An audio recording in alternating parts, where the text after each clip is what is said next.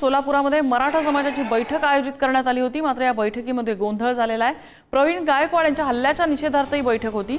सोलापुरात मराठा समाजाचे कार्यकर्ते आपापसात भिडले। जन्मेजय राजे भोसले यांचा एकेरी उल्लेख केल्यामुळे हा वाद झाल्याचं कळतंय।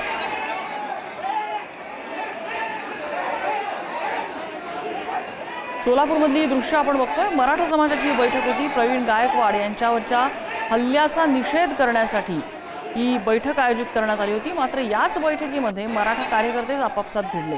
जन्मेजय राजे भोसले यांचा एकेरी उल्लेख करण्यावरून वाद झाला आणि ते वाद हाणामारीमध्ये त्याचं रूपांतर झालं आणि मोठा गोंधळ झाला। अनिकेत गायकवाड आपल्याला अपडेट देत आहेत। अनिकेत, नेमकं काय घडलं? आता सध्या परिस्थिती कशी आहे?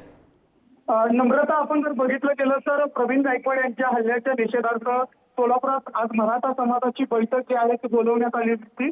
सोलापुरातील शासकीय विश्रामगृहात ही बैठक जी आहे ती संपूर्ण मराठा समाजातील पुरोगामी विचाराचे सगळे कार्यकर्ते जे आहेत ते एकत्र जमले होते।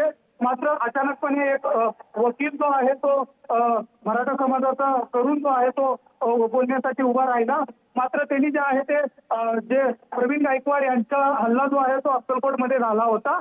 मात्र या हल्ल्यादरम्यान जे जन्मेजय राजे भोसले यांचे पुत्र आहेत अमोलराजे भोसले यांनी जे आहे ती मध्यस्थी केली नाही। म्हणून ज्या प्रकारे त्यांनी प्रश्न उपस्थित केला त्यावेळेस जन्मेजय राजे भोसले यांचे कार्यकर्ते असतील, अमोलराजे भोसले यांचे कार्यकर्ते असतील, या सर्वांच्या कार्यकर्त्यांनी जे आहे त्याच्यावरती तुटून हल्ला केल्याचं चित्र दिसतंय आणि मराठा समाजाची बैठक जी आहे ती या संपूर्ण हे प्रकरण आपल्याला दिसून येते।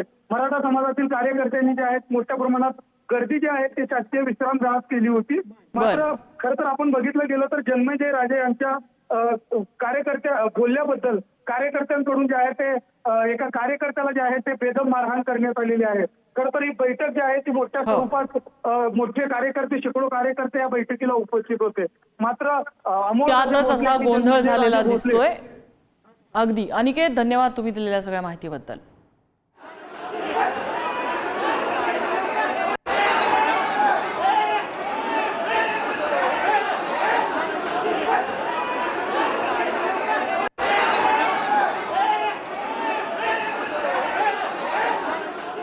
Thank you.